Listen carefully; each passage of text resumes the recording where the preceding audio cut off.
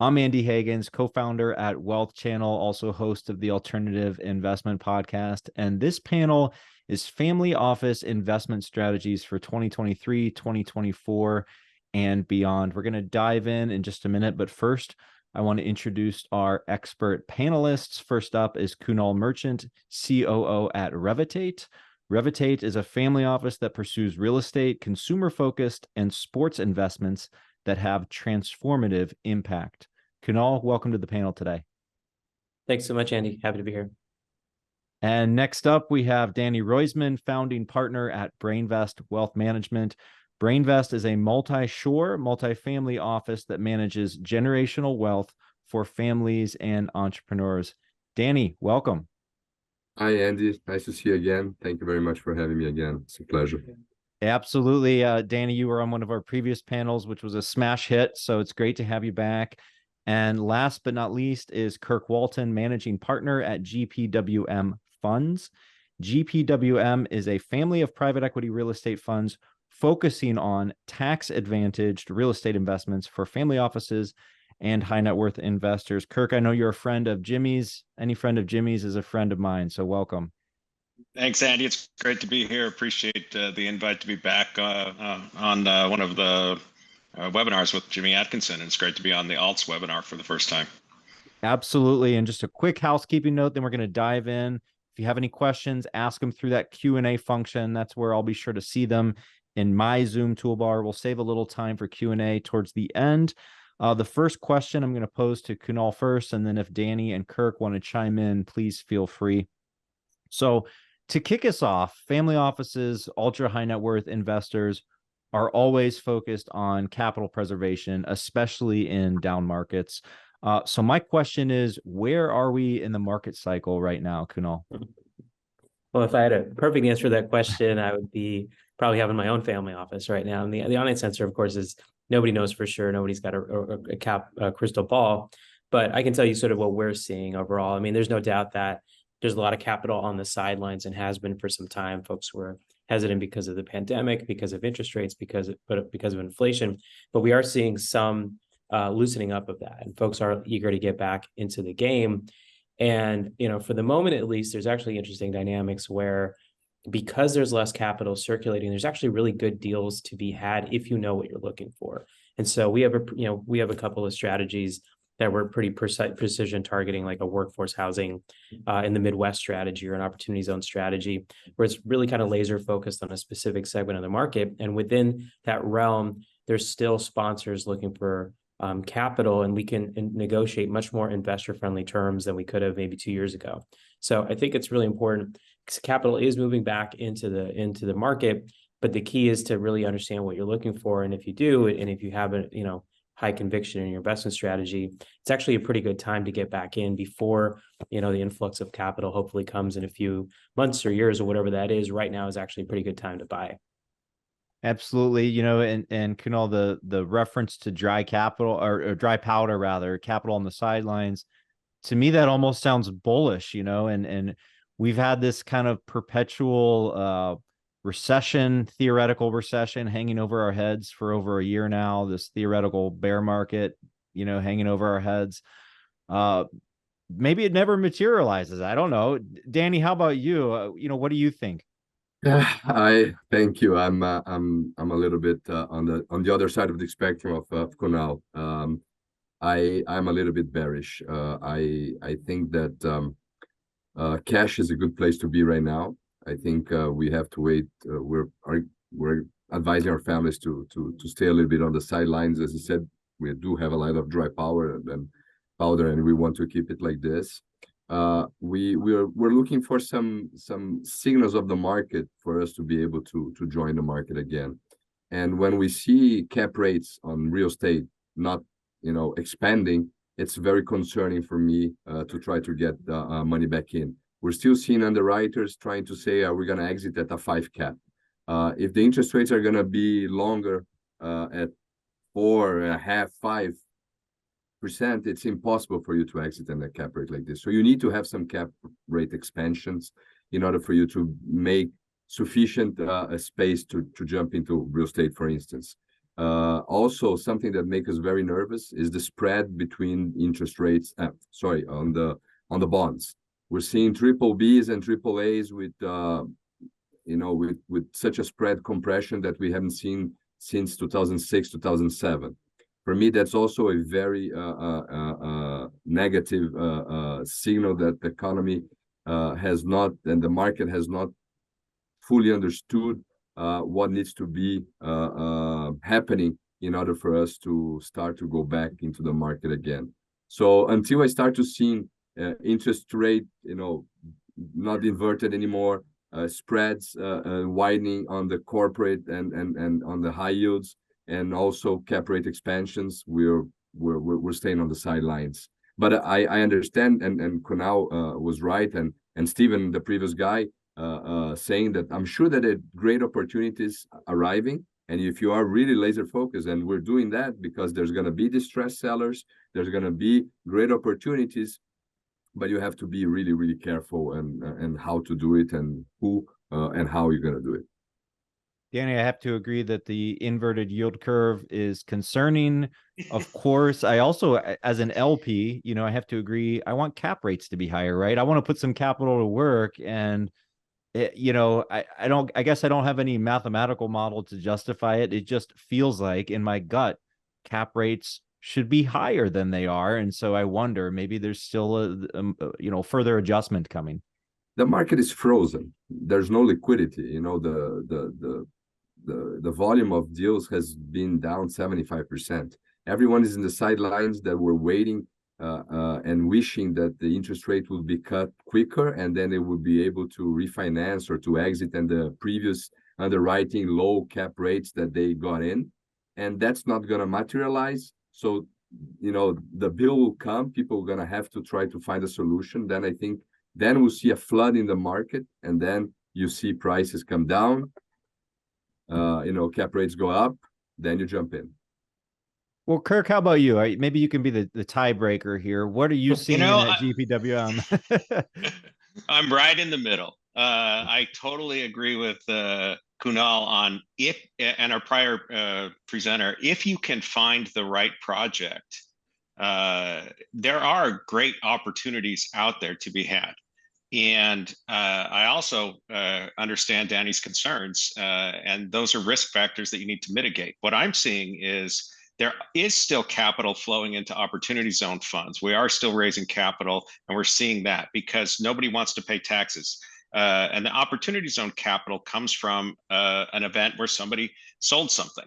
And so when you compare, paying the 30% tax, if you've got 10 million in capital gain, you're going to have 7 million to invest somewhere after taxes, or you're going to have 10 million to invest in an opportunity zone fund. And so that extra dollar amount helps get over some of the risks. And then you do the due diligence on the assets. If you truly can find those diamonds in the rough where your value, I really like the value add strategy, the rehab strategy. It's incredibly tax efficient. It's a core of what we do. And you can buy at a discount to replacement value. Then you're hedging your bets because you got in at a low basis. And getting in at a low basis can help mitigate those risks. I don't know where cap rates are going to be. I don't know where interest rates are going to be. I don't know where loan to value ratios are going to be, or even if loan to value ratio is going to be a relevant term in the future. It seems to be now debt service coverage ratio is what it's all about. So I don't have a crystal ball. None of us have a crystal ball, but nobody likes to pay taxes, and there are opportunities out there. And I'd rather invest 10 million than 7 million. And I've heard a couple of people mention 1031 exchanges. So that implies that somebody has sold some real estate asset and wants to roll it over into another real estate asset. When you compare the benefits of the opportunity zone legislation with the 1031 exchange, it's an absolute no-brainer to go with an opportunity zone, assuming you can find a comparable real estate asset to what you would have otherwise gone into. And that assumption is borne out in our experience with assets across the country. There are opportunity zones that are good markets. 16% of the country is an op zone. So they're everywhere. It just takes a little bit of extra work to find that asset. But you talk about dry powder.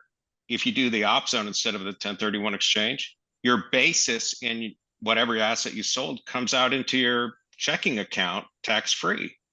And only the gain dollars go into the OpZone fund. So you increase your liquidity at a time when having dry powder is important. And the OpZone legislation gives your OpZone fund enormous flexibility to be patient. There's not this 45-day. Kirk, sorry to cut you off, but you mentioned patience. And I mean, that is kind of what I'm hearing really from everybody, you know, from Danny mentioning dry powder, Kunal or Kirk, you mentioning, you know, you do kind of have to find that diamond in the rough. So you are patient, right? You're not just trying to deploy capital as quickly as possible, like in some sort of crazy bull market.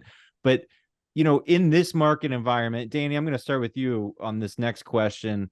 What's the primary strategy that family offices or ultra high net worth should have right now? I'm going to assume tax efficiency is a given. So assuming tax efficiency is a given, what's the primary strategy to have in mind right now?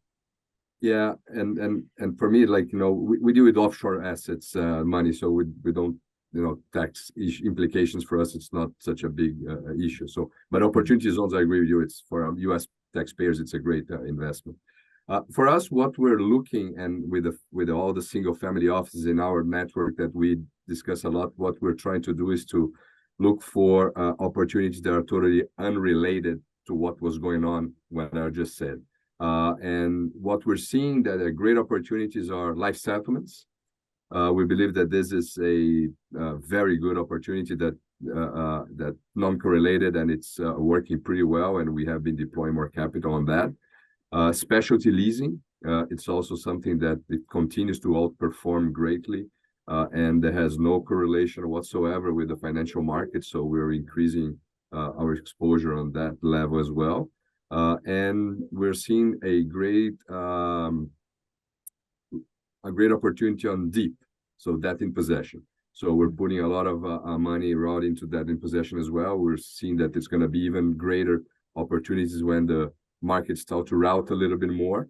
So we're getting prepared for that. So this is the three more, let's say, basic asset classes that we're deploying more capital right now. We're not doing in real estate right now. We're not doing in private debt that used to do a lot. We're concentrating on these asset classes right now.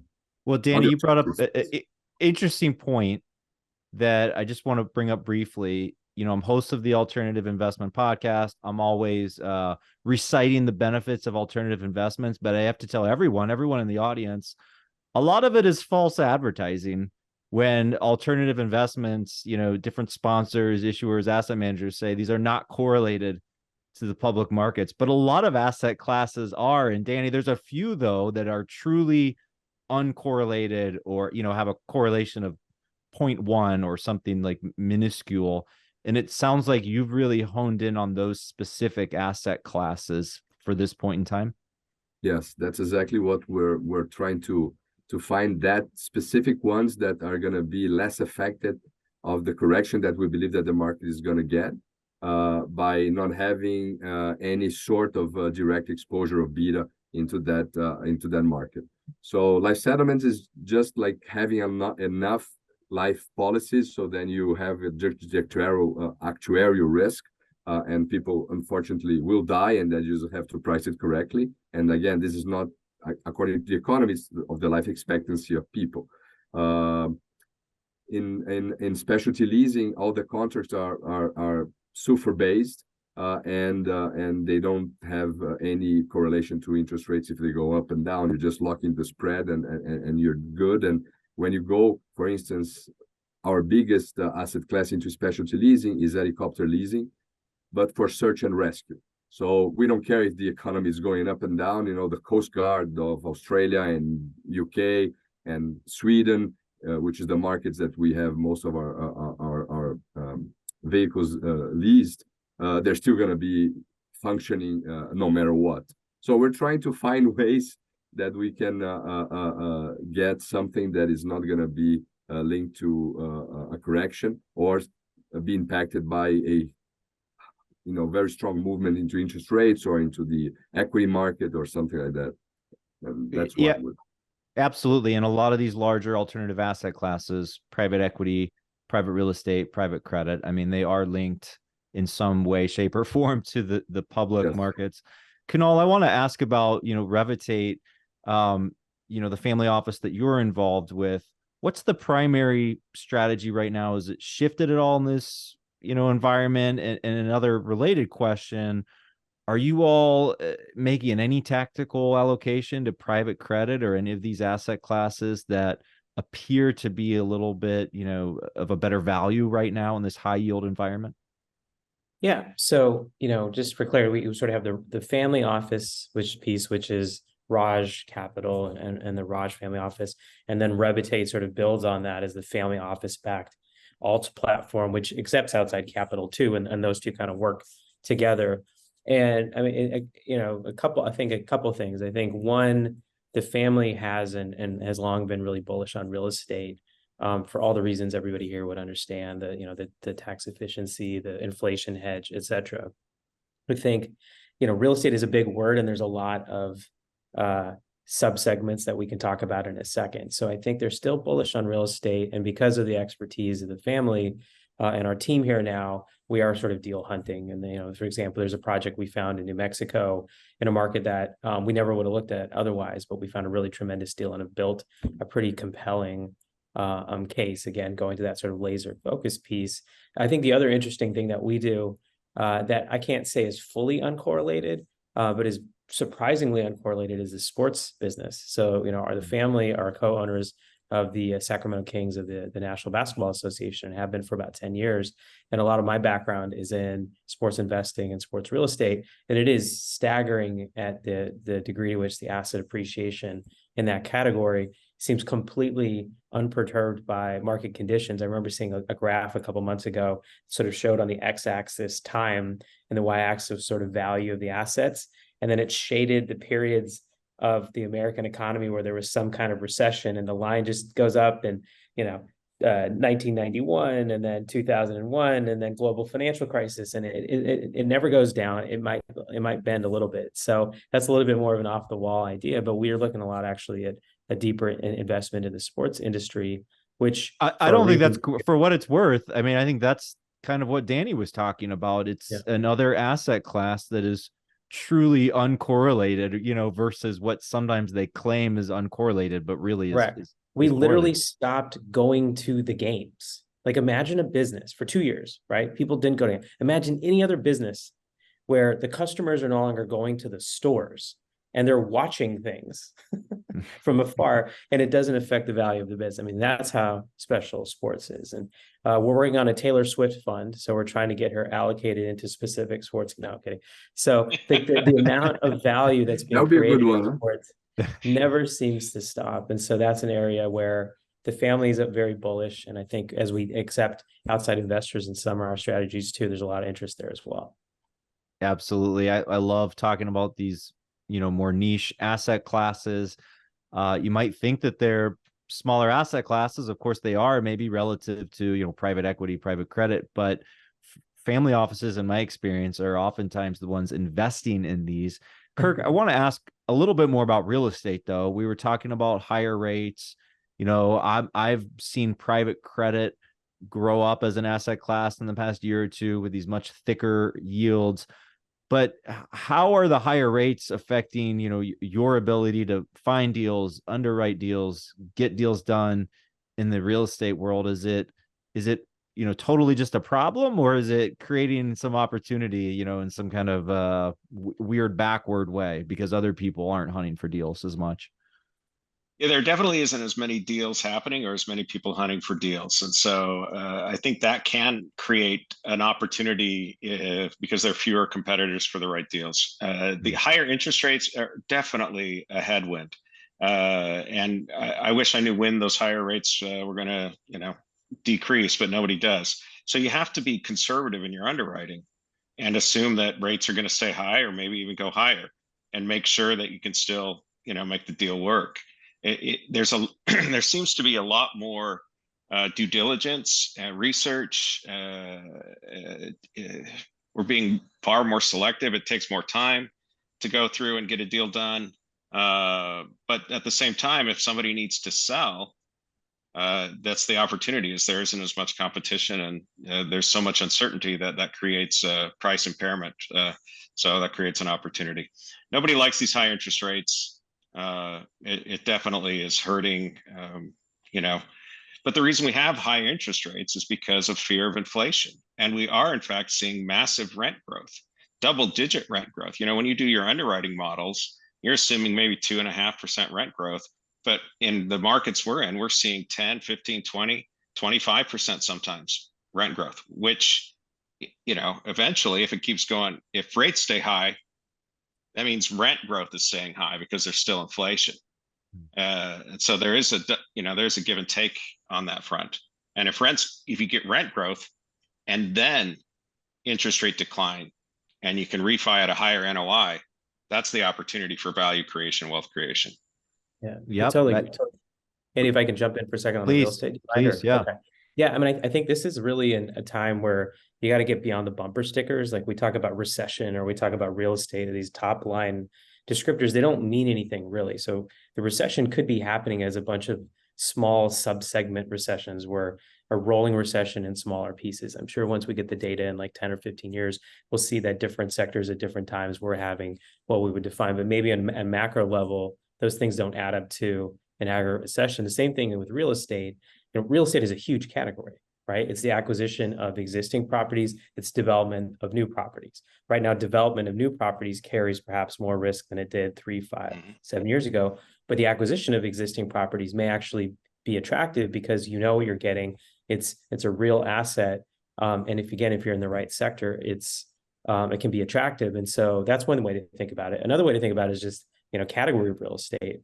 This is not a time where we're looking at a ton of office, not a time where we're looking at a ton of hotel. You know, we thought once upon a time that everybody needed a place to go to work.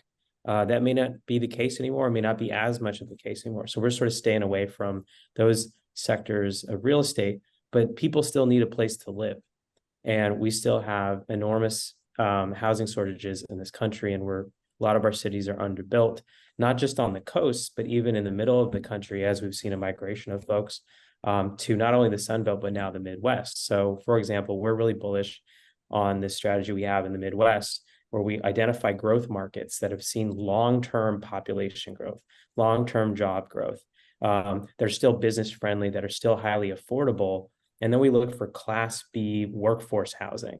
So this is stuff that was built maybe in the 80s, 90s, 2000s. It's sort of aging in place. It's not a value add where someone's going to come in, buy it, put a bunch of money in and raise the rates.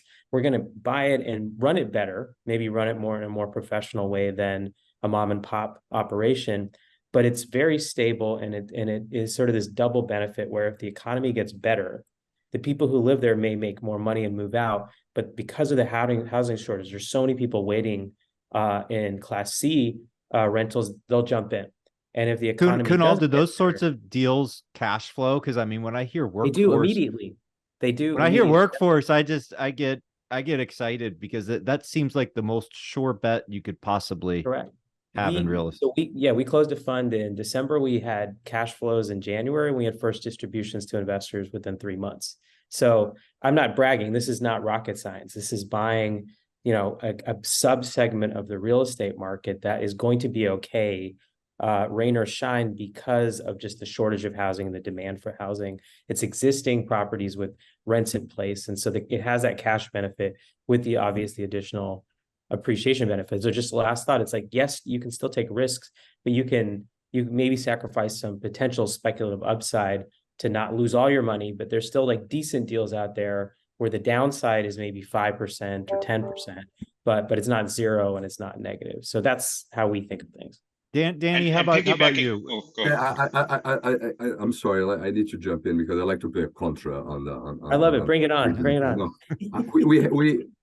We have a large portfolio of multifamily B class workforce housing, Midwest and Sun Belt, 10,500 units, more or less. We've been seeing a lot of issues on the non-controllable expenses that has been exploding. We are lucky enough that we are only Fannie Mae, Freddie Mac financed. With the average now 9 years term, so fixed at 3.2%, so it's pretty low.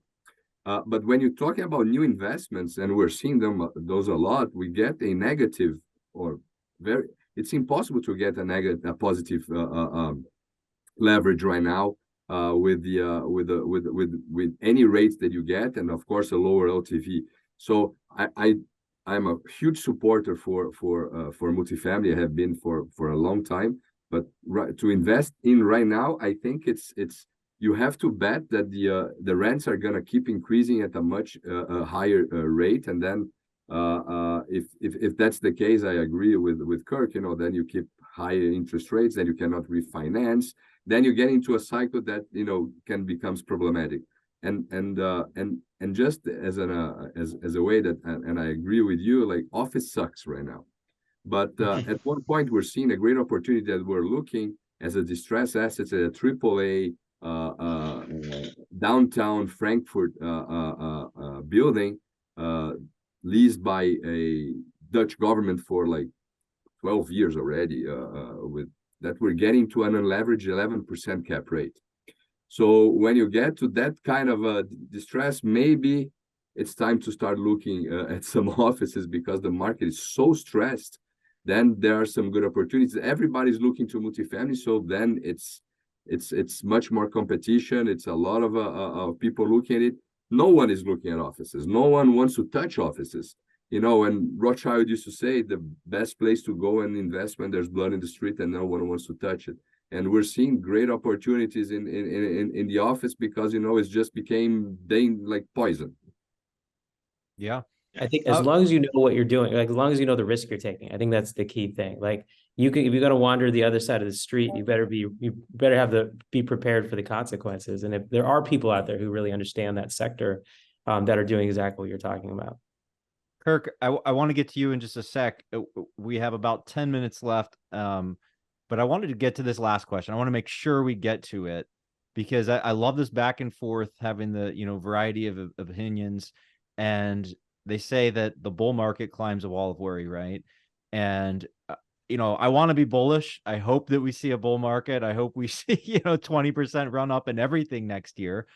But I want to talk about the wall of worry, right? Because with family offices, with ultra high net worth, capital preservation, it's always front and center. Our friend DJ Van Kuren always says the 3 rules for a family office: don't lose money, don't lose money, don't lose money.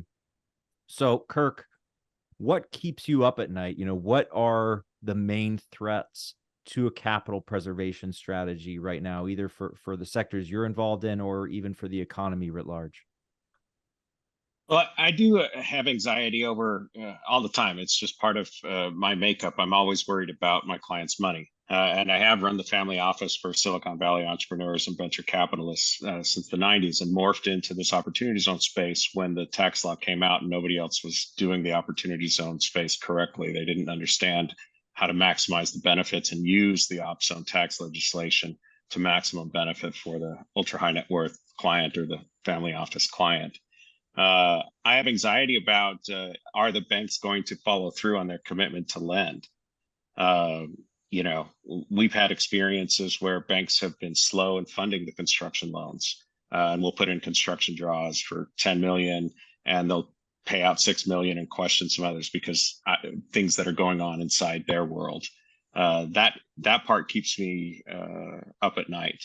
And that can create distress in your projects if the bank stops funding the construction loan. You're moving forward assuming that the capital is going to be there to pay the contractor's fees. And so we've had to, refinance, move to different lenders, and thankfully, we're still surviving and doing okay with that.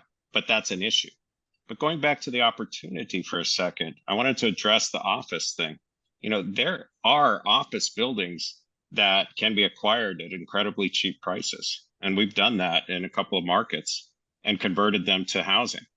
And that's where there's an opportunity where you can see something that might trade at an 11 cap for an office, but is a quick turnaround for housing. In fact, there's a project near Notre Dame that Jimmy knows, his alma mater. But yeah, there's ways to do that. Or we bought an old hotel and casino from a company that was merging with a larger hotel casino chain. and nobody's going to Reno for gaming anymore. But there's an opportunity to take that asset, which is right by the biggest little city in the world, Archsign, the iconic location, covers 2 city blocks at the heart of downtown Reno, which is booming. We acquired it at an incredibly cheap price. Those opportunities are out there. And one last, so what keeps me up? Interest rates. Are the banks going to perform? That's really the biggest worries. I don't worry about rent growth because we're in cheap enough that we're going to survive. One of the beautiful things about OpZone funds and how it dovetails nicely into the typical family office is we're patient capital and we're long-term investors. And the tax law requires that, but our investors are investing in real estate long-term anyway. And if you're going to invest in real estate anyway, you have the choice to invest in real estate you're going to pay tax on, or invest in real estate you're not going to pay tax on. And if you assume the returns are about the same, which I can show they are, you're going to be better off not paying tax. At the core, that's what it does. Absolutely. I'm a big fan of opportunity zones myself. I'm an LP in multiple funds. Don't need to sell me on the benefits, but Kunal, how about you? What keeps you up at night? What are the biggest risks, either, again, generalized for any family office or high net worth investor, or in the sectors that you work with? Yeah, so obviously I feel like I'm on the more optimistic side of folks here, but I think a couple of things. I think one is it was interesting in this conversation too. We're all implicitly seem to be hoping for some regression to mean, defining the mean as whatever it was, let's say, for the 10-year run up before the pandemic, right? Really low interest rates, low inflation. And, if y'all took economics like back in the day, that was a weird time to have low unemployment, low inflation, low interest rates, all those things at once. And it's entirely possible that this is the mean, that the timeline of the regression is actually the 30-year timeline, not 15, and that this is not something folks may want to really believe, but maybe the new normal is an interest rate that vibrates, maybe not exactly where we're at, but not at 0, not at 1. Money won't be free for the foreseeable future. And I think the memory of these amazing screaming deals that we were able to find in the marketplace for that period of time predating the pandemic could end up inhibiting us if it makes us walk away from reasonably risk-adjusted returns now and in the immediate future, because we think that somehow if we wait a couple of more years, we'll get back to what it was in 2016, 2017. There's a good chance. Kunal, I like this being the regression to the mean if bonds finally pay me some sort of positive return post-inflation. Correct. Like I guess Right. I could live with the bonds, bonds not paying 2.5%, 3.5% forever when inflation is 3%. So there are good parts of the current market. And, right. It to your point, it depends on the timeline that you're looking at, right? Because you extend out that data 50 years or 100 years or 120 years, like you might see some decades where some funny things happened relative to our recent memory, right? And that's, I think, just lastly, I just think having a long-term mindset, if you're in a position to do that, I think saves you a lot of the short-term angst. We're not arbitrageurs. We're not trying to win the quarter or even the year. We're looking long-term. So we're looking at long-term population growth, long-term macro trends, and then trying to make investments there, and then mitigate risk factors accordingly. Danny, how about you? Are we regressing to the mean now, or are we entering a new phase? No, I don't know. For me, what keeps me up at night is that central banks relapse. For me, they are drug addicts. They found a drug which is quantitative easing, just throwing money to the economy to solve all the problems. And for me, is what keeps you up at night if they're going to relapse. And in the first wave of problems that I'm going to get, we're definitely going. They're going to go back again to say, okay, cut interest rates, throw money again to the economy, and just keep kicking the can down the road and just creating a bigger monster. You look at the size of the balance sheet of the central banks, look at the size of the deficits that all the major economies has. These are getting completely out of control. And if you don't, by one way or another, try to fix this, there's gonna be such a huge problem going on that we are already bigger than the one that we have right now. So it's doesn't a zero interest rate policy does not exist on capitalist world. It's people need to give to receive something when they lend their money. Negative interest rate, it was just an aberration of macroeconomics. That doesn't make any sense. If you look at and again you go to the mean of if you look at history cap rates on multifamilies, they were 6.5. That's the mean. People think we should go back to 3.5. Like, this is absurd. It cannot be.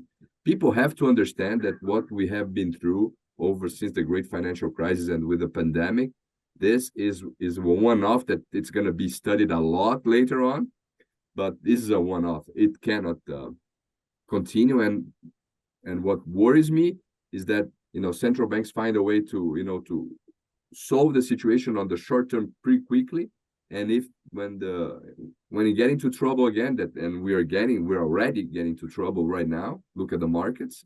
They're gonna start going to the easy route, which is cut interest rates, throw money out of it, everybody, and that's bail out everybody again. I think that's what keeps me up at night. We have to face the music.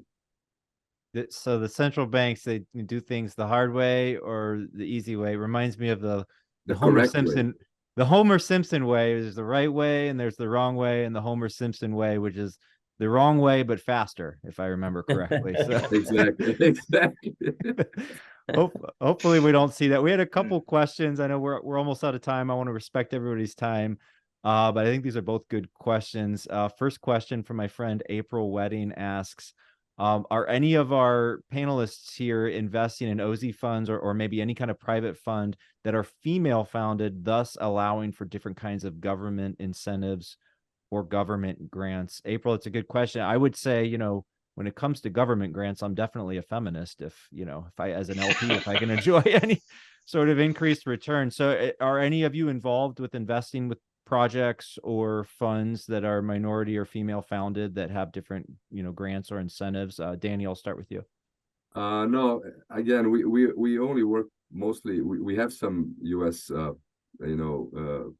resident clients, but they are minority. We majority offshore assets, so that kind of investments, they don't benefit from because they still got to pay taxes on it, so they don't benefit from the tax deferral and not paying taxes. So we don't look at those until now. If we go our US client base, then hopefully we will, but right now, no. Kirk, how about you? We haven't yet pulled the trigger on an investment in a female led development project, but it's not for lack of looking. We have looked. We are very conscious of the social impact of our projects and what the transformation we're seeing in communities where we deploy our capital. We're also cognizant of the environmental issues and try to, add solar and environmentally friendly materials and things like that. We're very much on the mind of doing good in addition to having good risk-adjusted returns and tax efficient real estate holding for the investors. Totally. So we welcome the opportunity. We just haven't found the right project. Understood. And we had several panelists today, presenters, talk about solar tax credits, all kinds of different tax credits. So they're out there. Kunal, how about Revitate? How about your platform? Yeah. So Revitate is a female founded entity. So Elisabeth Almiraj is a 50% owner in the business, and she's a managing partner and the chief impact officer. And so, and obviously we're a minority owned as well. So we check both those boxes. On the OZ funds, I don't know, I'm not familiar off the top of it. Maybe Kirk, I don't know if there's additional dollars at the OZ fund level.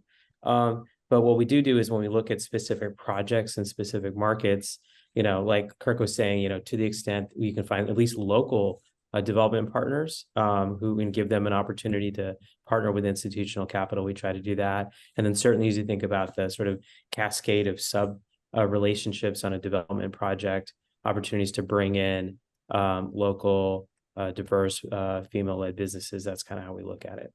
Yeah, absolutely. When you can stack those tax credits together, provided that you're working with, US-based clientele, it's a wonderful thing when you can stack those tax incentives. And With that, we are out of time. Stupendous insights here from our panelists. Gentlemen, I appreciate you. Thank you for joining us today. Kunal Merchant from Revitate, Danny Roisman from Brainvest Wealth Management, and Kirk Walton from GPWM Funds.